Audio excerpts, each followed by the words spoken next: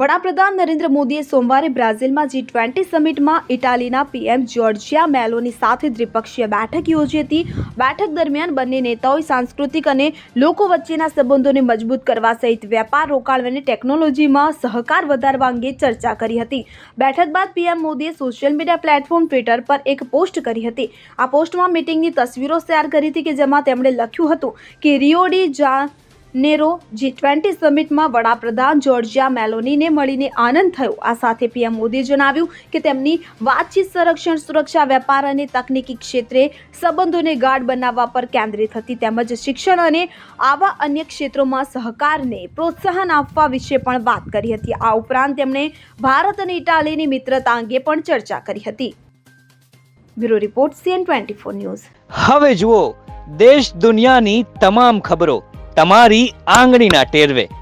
ઉઠાવો મોબાઈલ અને Google Play Store પરથી ડાઉનલોડ કરો અમારી CN24 ન્યૂઝ મોબાઈલ એપ।